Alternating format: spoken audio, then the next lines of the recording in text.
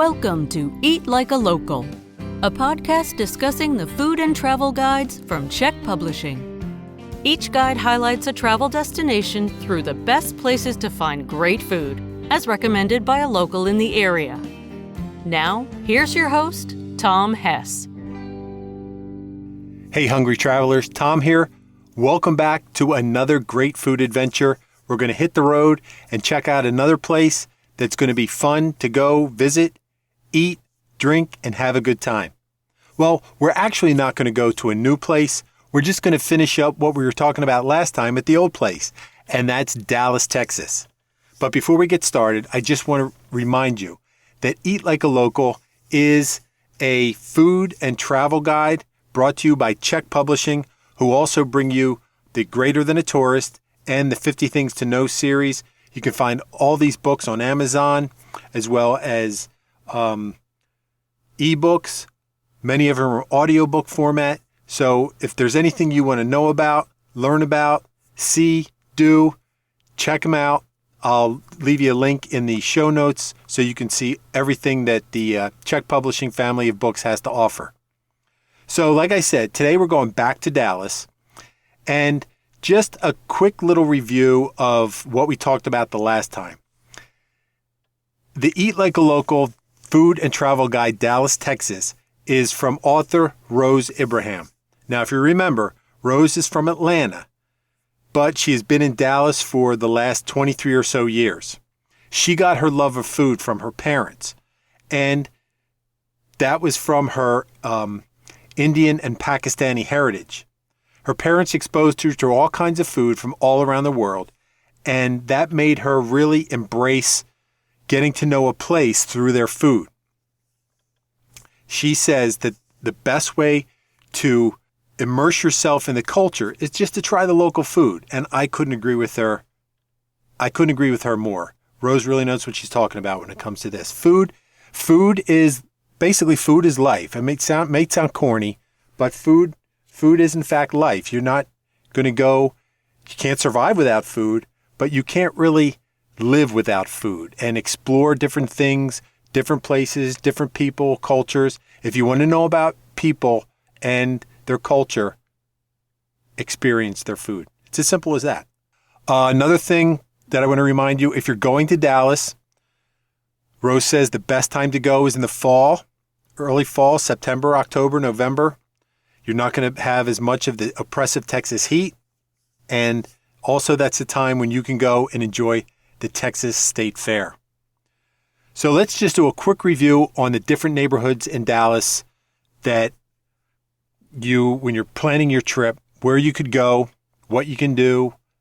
It'll kind of guide you to the type of things you like to see and do. Maybe that's where you might want to stay. So real quick, the neighborhoods in Dallas are the Bishop Arts District. That is quaint, more hipster, and has a lot of charm. Then there's Deep Ellum.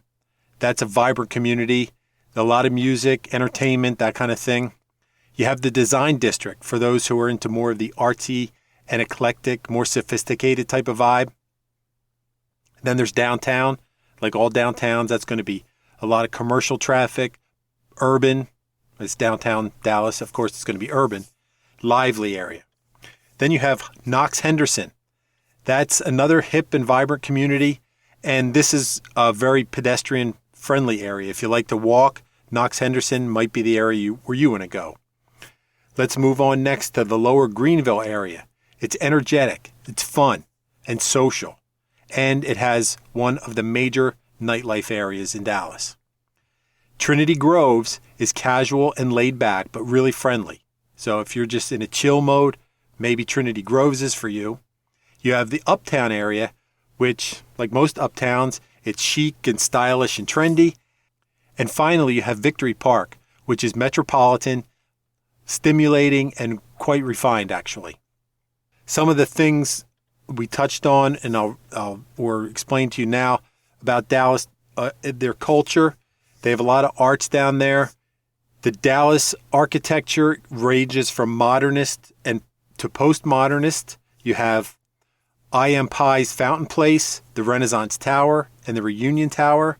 the J.P. Morgan Chase Tower and the Comerica Park Tower. A lot of towers in Dallas.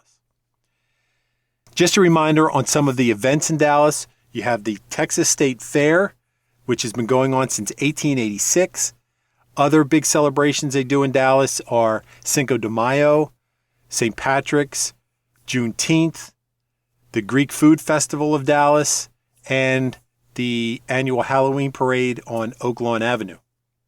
So just to touch base on some of the cultural things in Dallas, demographically, Dallas is predominantly white. However, the largest ethnic population, as you can imagine, would be the Hispanics, being that close to the Mexican-U.S. border. In Southwest Dallas, especially in the Oak Cliff area, it's predominantly Hispanic. Then you have South Dallas, in and around Pleasant Grove, is predominantly black. Northwest Dallas is a mix of Hispanics and blacks. Northwest Dallas is a mix, and there's also localized populations of Chinese, Taiwanese, Korean, Thai, Indian, German, Middle Eastern, Polish, Russian, and Jewish. As you can imagine, you can see when I tell you that, and as we get into further down the road, why there's such a diverse food scene in Dallas. So, in going back to our last episode, when we talked about the food of Dallas, we touched on what I consider anyway, the more traditional American, Southern, Texas type food that I would expect to see in and around Dallas. And that is going to be things like chili, Tex-Mex, tacos, barbecue, steakhouses, burgers, Southern comfort food, and all kinds of other things like that. You also had margaritas, coffee. We talked about places to go for special occasions. And we talked about the food at the Texas State Fair. Now, like I said before, Dallas is one of the best cities in the world for foodies. They have a thriving food scene with chefs from all around the world. The different cuisines, as you can imagine, like I touched on when we talked about the cultural makeup of Dallas, is from all over the world. So today we're going to highlight some of the more different and diverse food choices for you, the hungry traveler, on your next visit to Dallas.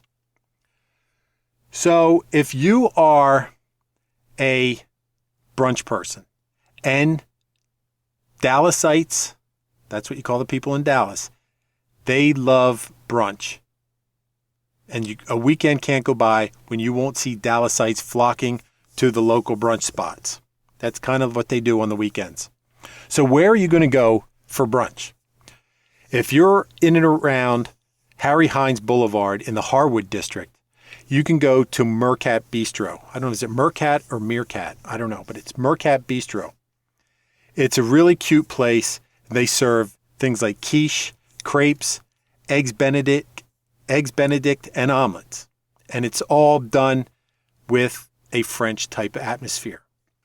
Or if you're in the Design District on Oak Lawn Avenue, you can go to a place called the Meddlesome Moth.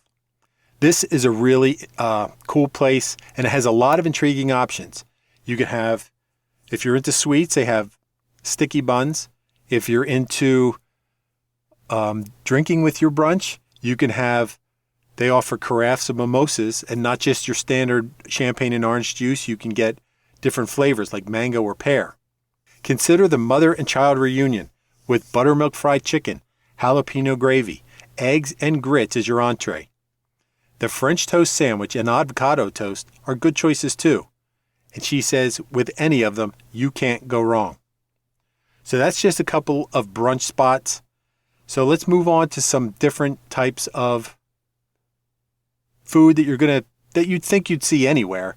But moving along, this is what they have in Dallas. If you're a pizza guy, pizza's great. Eat a slice as you're walking around town.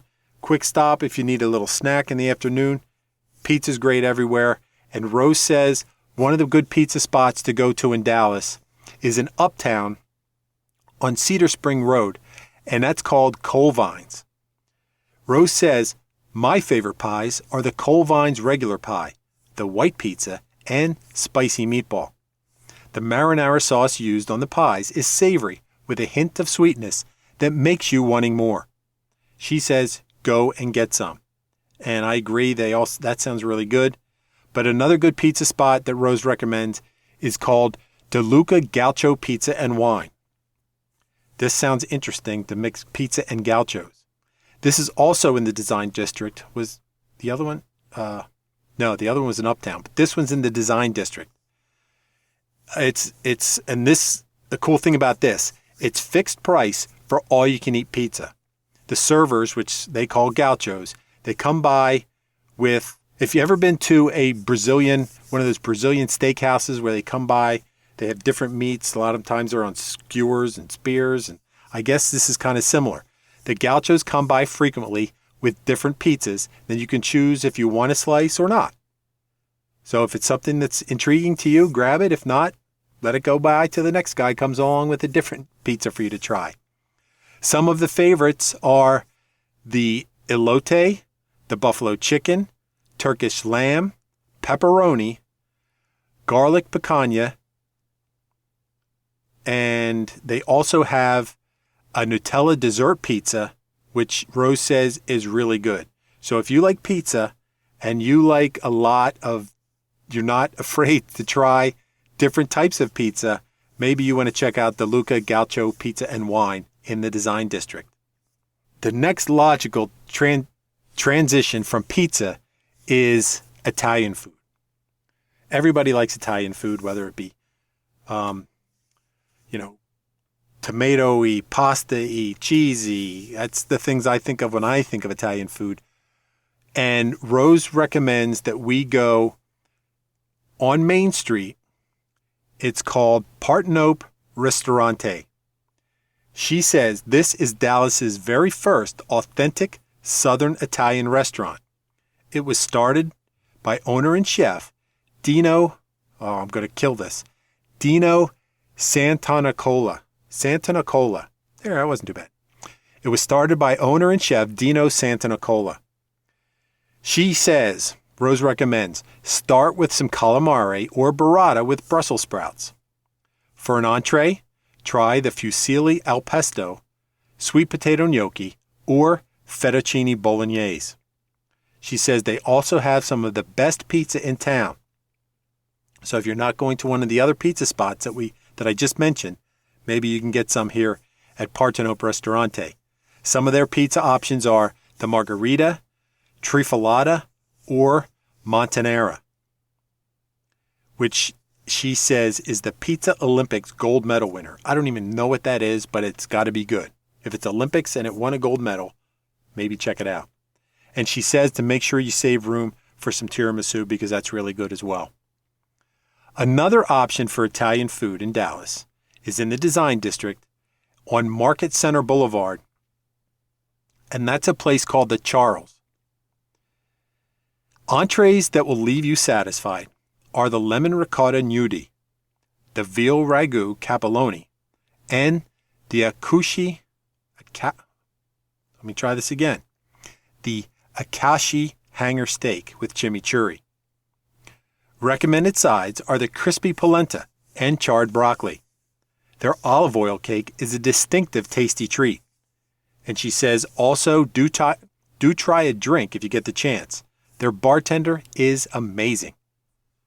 I will never complain about a good bartender and a good drink. So if pizza and Italian aren't your thing, maybe you want to try some Asian food.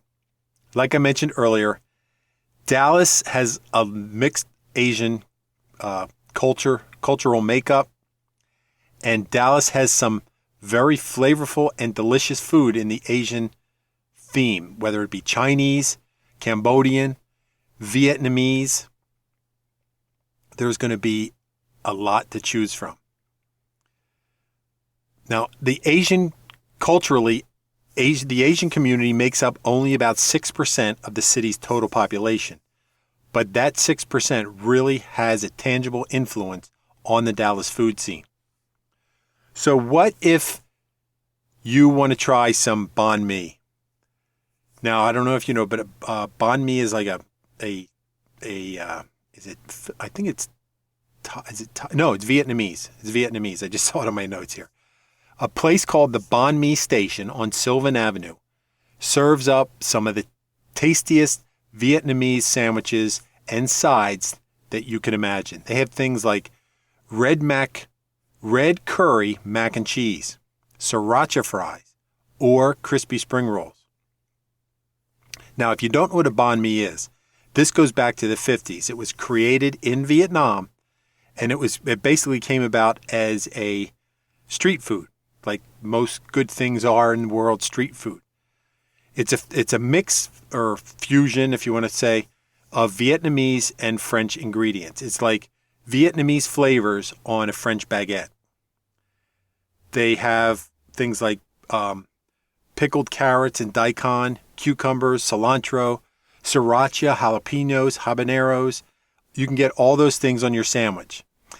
And some of the favorite choices are brisket and coconut curry, Vietnamese-style duck confit, 5-spice pork belly, and buffalo onion chicken, which is soy-based if you're not a meat eater, but you still want to enjoy. Actually, I think you can just get a vegetable banh mi if I'm not, I think I've seen that somewhere along the lines.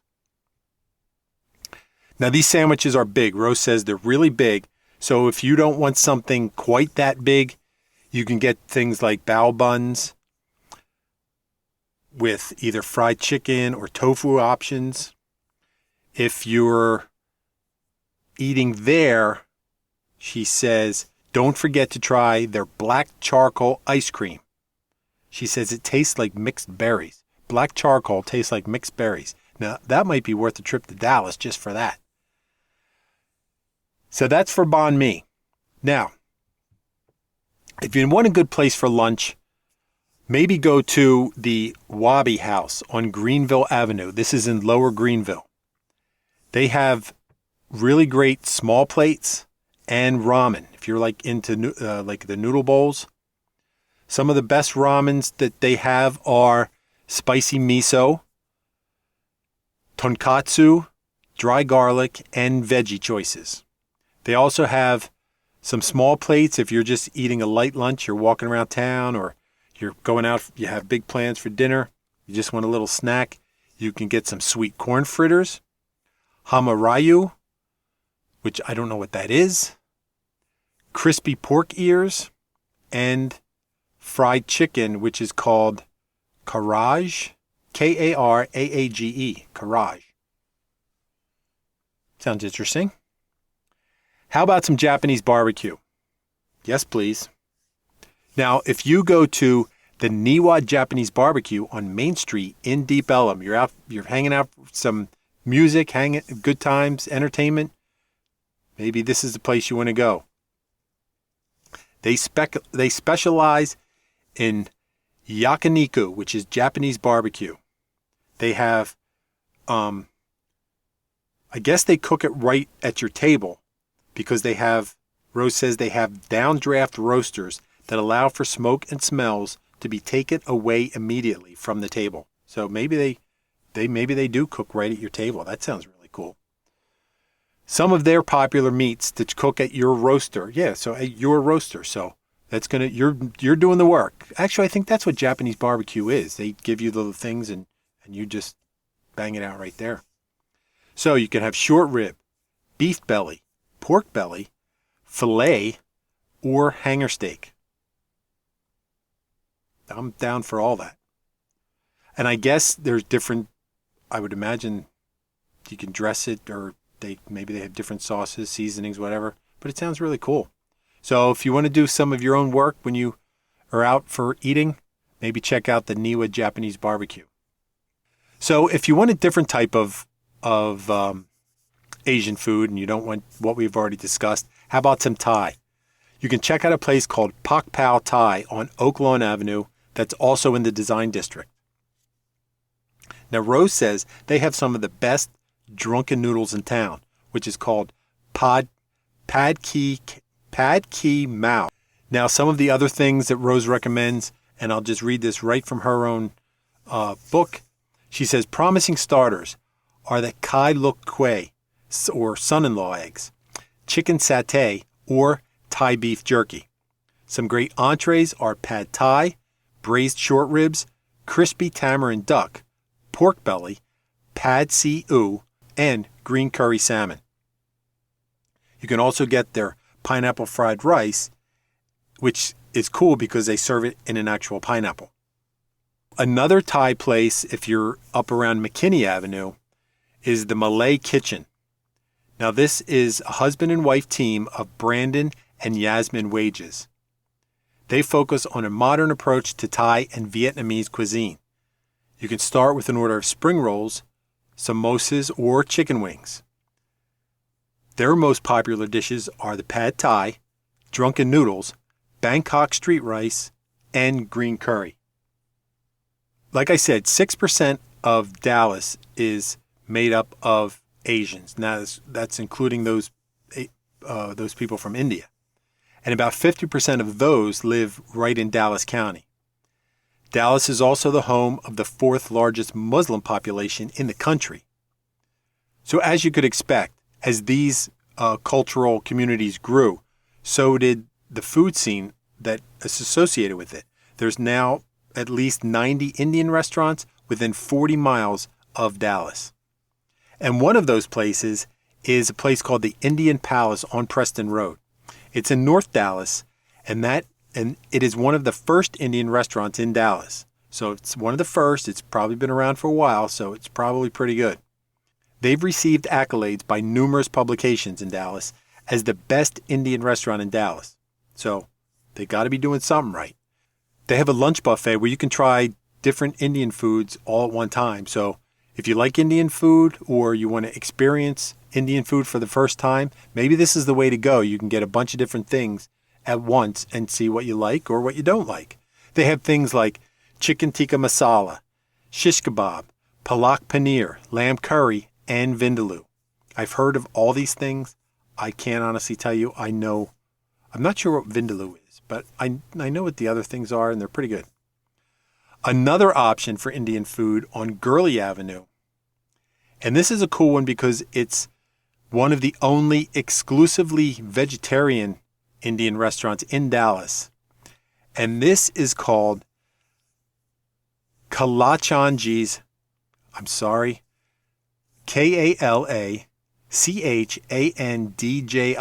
Kalachandji's Restaurant and Palace. They offer things like lentil soup, vegetable curries, pakoras, rice, and different chutneys. Now, that's just a few of them, but some other places that aren't in Dallas proper or in the suburbs. In Addison, you have Sigri Indian Restaurant and Banquet. In Carrollton, you have Al Marcaz and Barbecue Tonight. In Irving, you have the Spices of Indian Kitchen, Odesi Aroma, and Tikka Taco. And over in Richardson, you have Curry Bliss. So that's it for Asian food, at least for now. I think there might be some later, but I'm not 100% sure. So let's get over and let's talk about some Greek and Mediterranean food operations. They say, and research has shown, that the Mediterranean cuisine is one of the healthiest diets in aiding in productivity and longevity. And Dallas has some great places that you can try not just for health. Eat for health, yeah, but we eat first and foremost for taste and enjoyment. And if you can do it healthily, that's even better. So up on McKinney Avenue is a place called Babaush. They serve things like lamb tagine, chicken shawarma, kebabs, and chicken tafaya. They have smaller plates like hummus, dolmas, which are little stuffed and rolled grape leaves, spinach and goat cheese cigars, which I would imagine is also in a grape leaf, tabbouleh, falafel, and kibbe. I don't know about kibbe. A lot of people like kibbe. I don't think kibbe might be raw, like raw ground beef. I think it's like seasoned beef, and I think they put an egg in it. If you know, let me know. But I think that's what it is. So that's what you can get at Babaush. On Knox Street in Uptown, you can go to a place called Fadi's. And that's, Rose says, that's a quick and easy way to get your Mediterranean fix. She says good starters include their spicy hummus and baba ganoush. Filling entrees are the chicken shawarma, lamb gyro, or kebabs. So that's a couple places. If you like Greek and or Mediterranean food, you can check out them. Enjoy those types of food. Or for those of you with more of a European taste, how about some French food? Rose says Dallas has a few French restaurants that will make you feel like you're in France without actually having to travel. We've traveled to Dallas. So we're getting 2 trips for the price of one, Dallas and France. On West Lovers Lane is a cozy and casual bistro called Rise Number 1. Rose says it's the masterpiece of French cuisine. They have things like soufflés that are fluffy and baked with egg yolks and beaten egg whites. You can have these either as a main dish or as a dessert. So I would imagine they have a bunch of different ones to choose from. Now this sounds really interesting. A great starter, Rose says, is the marshmallow soup. Yes, you heard that right. Marshmallow soup. She says it's essentially a tomato bisque with mini goat cheese. So I get it's probably not really marshmallows. They probably get those little, probably little balls of goat cheese and put it in there. So maybe it looks like marshmallows. If you go and you get this, you let me know. But it sounds good. Tomato soup with cheese. That sounds pretty good to me. Or you can get the artisan cheese plate.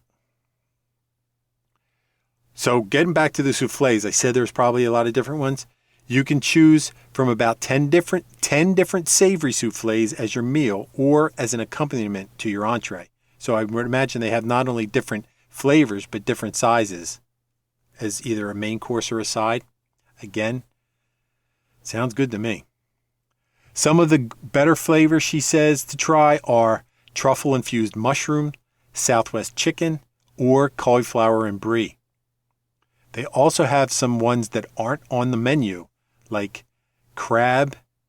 They have a crab one she says is very satisfying, but it's not always, they might not always have it. If it's, so you have to ask. That's the thing. When you travel, you got to sometimes think outside the box. Ask your server for recommendations. If you are lucky enough to speak with the chef, ask him what he recommends. Or say, hey, you know what? This is the first time here. Make me something. A lot of times they like to experiment and they'll make you something special. Some more options at Rise Number 1 are salad niçoise, seared ahi tuna, or steak and pomme de terre. If you're going to a French restaurant, you need to have some dessert. Obviously, there's going to be sweet soufflés like the praline pecan or bread pudding soufflé. And if you're not into soufflés, you're going to a French restaurant, of course, you can get some creme brulee. How about in Knox Henderson?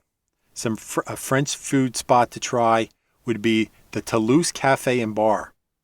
Some of the popular items there are the lobster bisque or frog legs, tagliolini, short rib bourguignon, filet au poivre, escargot, and trout amandine. And for dessert in a French restaurant, more soufflé, she says it's the one to try if you have room for dessert. So how about some seafood? Dallas is, I don't know how far they are from the Gulf, but I mean, with modern transportation and shipping and storage, you can get fresh seafood in the middle of the state, Kansas and Nebraska anymore. If you're a seafood lover, and Dallasites are, and if you're going to Dallas, there are many options for you to choose from. On McKinney Avenue, they have a place called Dock Local. They serve both healthy and hearty seafood dishes.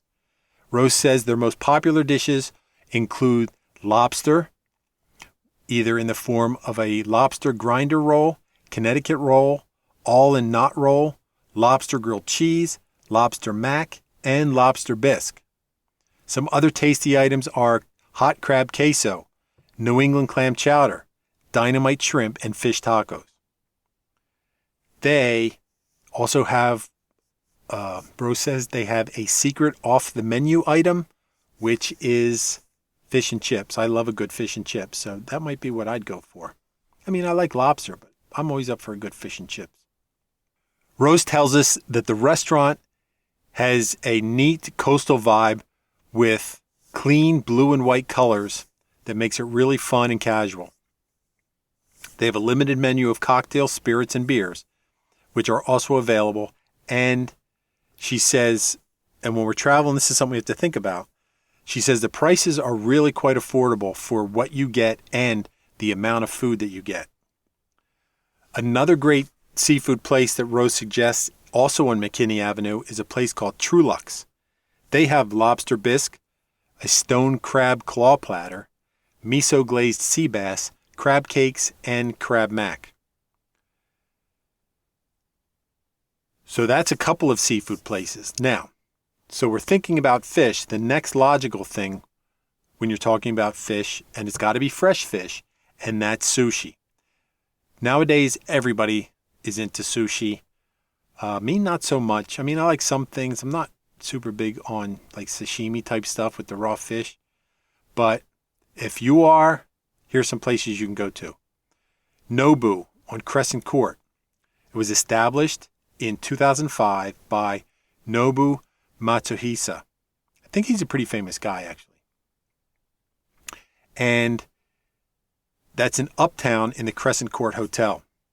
They have things like Chilean sea bass, spicy tuna roll, rock shrimp tempura, miso cod, king crab tempura, and miso cappuccino for dessert. Oh, that miso cappuccino. Wow, that sounds... I mean, I'm not into coffee, but whatever. However, bring your wallet, because Rose says some of the things are a little on the pricey side. But some other places to try if you want some sushi, there's Oishi on Oak Lawn. If you go there, try the Tribeca roll. You can go to Poke Sushi Roll in Lower Greenville and get the 911 Fire Roll. We talked about this earlier in the Arts District. That's Teian. You can get the white seaweed salad. Or one more place in Oak Lawn is Uchiba, where you can get the Hama chili. There's some other places you can try. Check out them in the book. There's some new American choices. If you're a vegetarian or vegan and you don't want the Indian food that we touched on earlier, you can check that out. There's some vegan and vegetarian options. Gastropubs, some farm to table if you're into that kind of food scene. And they also have great things like places you can get sweets, and everybody's favorite is ice cream. How about if you just want something for walking around, check out Steel City Pops. That's off of Lower Greenville, and they make popsicles, which they make the popsicles out of local ingredients. They have fruity options, creamy options, and they even have cookie flavors. Some of the favorites there are the strawberry and the coffee. Or you can customize any popsicle you get with either they can dip it for you, they can dust it, they can dredge it, they can drizzle it. And this is a popular place. Rose says the lines can be out the door, but don't worry because they move pretty fast. So how about, besides food, when I go to a place anyway, I like to check out not necessarily like the nightlife scene, but what kind of different hospitality type places they have. The bar and nightlife scene in Dallas varies based on where you are, the bartender, and what you want to drink. And you could find yourself going to establishments that are older, but in a great location, or that are newer, but maybe not so much in a desired location. But regardless of all that, if you get a good bartender, a good spot, a good atmosphere, and a good drink, you're going to be in good shape. So let's just touch on a few different, just regular bar spots if you want to go see and have a drink and see what's going on in Dallas. You can go to Billy Can Can in Victory Park. Some of the drinks to try there, Built by Billy Old Fashioned. Old Fashioned is a great drink, so you could try that. Something called the Balconies Whiskey Flight. So if you like whiskey, try a couple different things. Or the Passion Fruit Gimlet. In Upper Greenville, you can go to the People's Last Stand and get flights of Old Fashioned and something called the Smashing Passion. Ebb and Flow in Deep Ellum. You're out having a good time, listening to some music, you know you're going to want to drink. So at the Ebb and Flow, you can get the Garden Margarita, Watermelon Mule, or something called the Velvet Butterfly. Now, not just regular bars.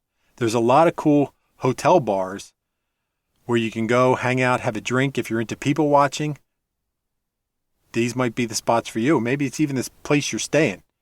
So, who knows? On Leonard Street is a bar called the Dragonfly. That's in the Hotel Zaza. Is it Zaza or Zaza? Z-A-Z-A. They have Strawberry Pie Mule, another old fashioned. This one's the spiced old fashioned, or the Peach Jalapeno Martini. That sounds interesting. Or you can go to the Mansion Bar at the Rosewood Mansion, or the Library Bar at the Warwick Melrose. Just a couple other choices for you. You're sightseeing in Dallas.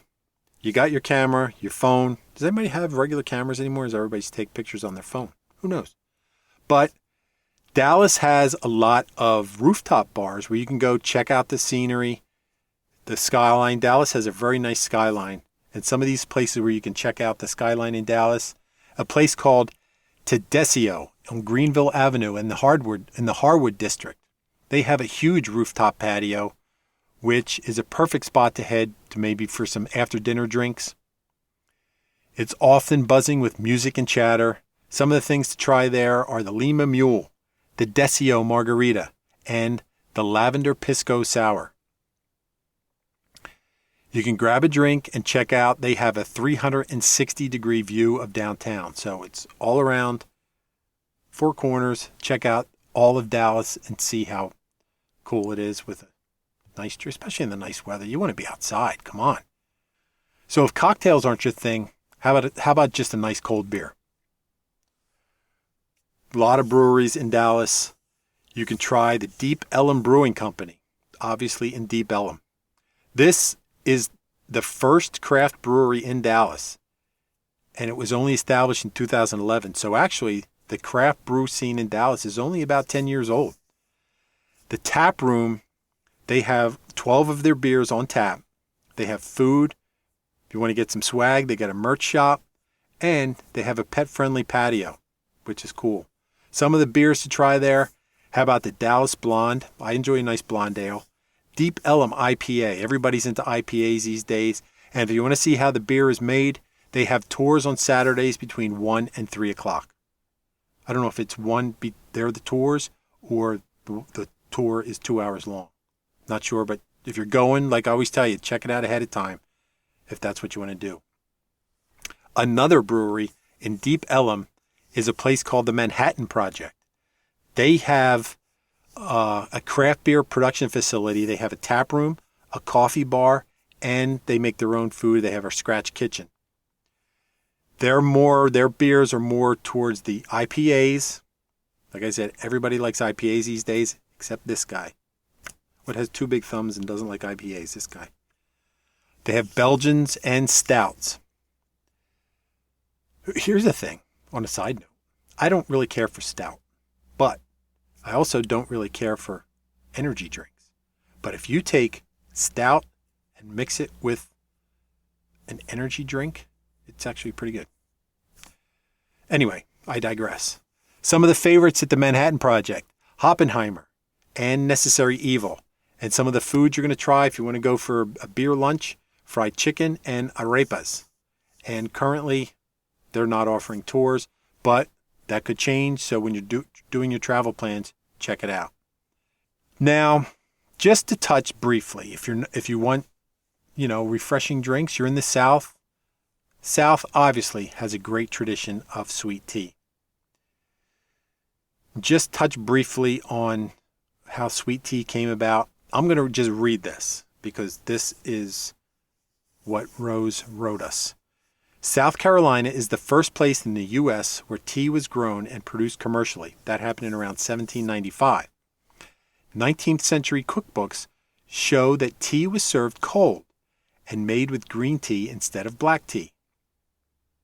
Cold green tea punches were heavily spiked with liquor and went by names like Regent's Punch or Charleston Street Cecilia Punch. Iced tea's popularity parallels the development of refrigeration. The first printed recipe using black tea was published by the director of the Boston Cooking School.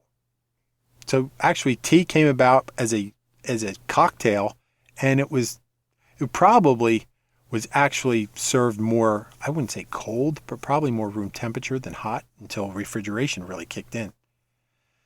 Iced tea itself became popular in 1904 at the World's Fair in St. Louis because it was hot, people were looking for cold drinks, and they started drinking their tea iced. And it became even more popular during Prohibition because people couldn't drink alcohol, so they were drinking tea because they needed alternatives. So where can you find good sweet tea? Surprisingly, Rose says the best places to get sweet tea are at fast food restaurants.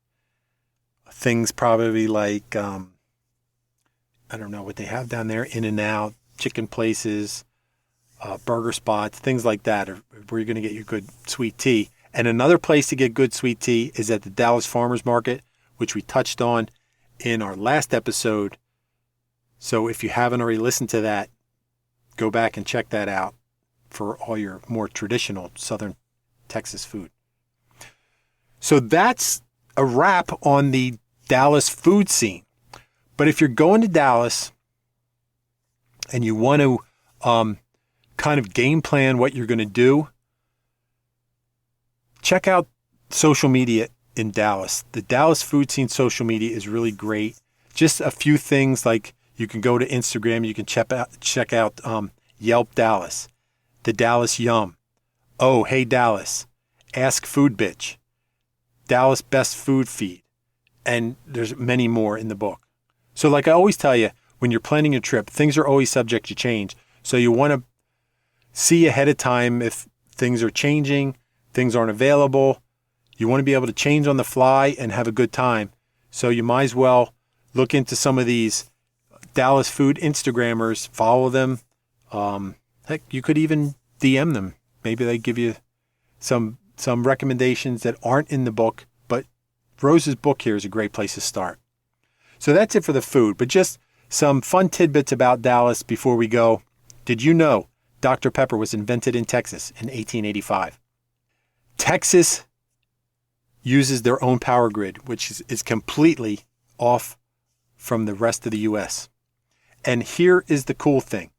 The amusement park, Six Flags. Did you know Six Flags over Texas, why it's called Six Flags? I'm going to tell you.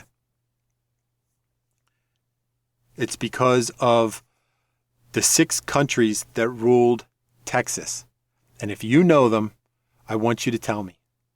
That's the quiz for today. You can message me or leave it in the comments of the 6 countries that ruled over Texas, and it's no fair Googling it.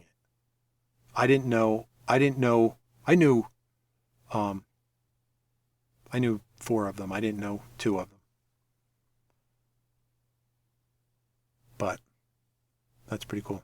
And finally, the deadliest natural disaster in the U.S. history occurred in Texas, which was the Great Galveston Hurricane of 1900.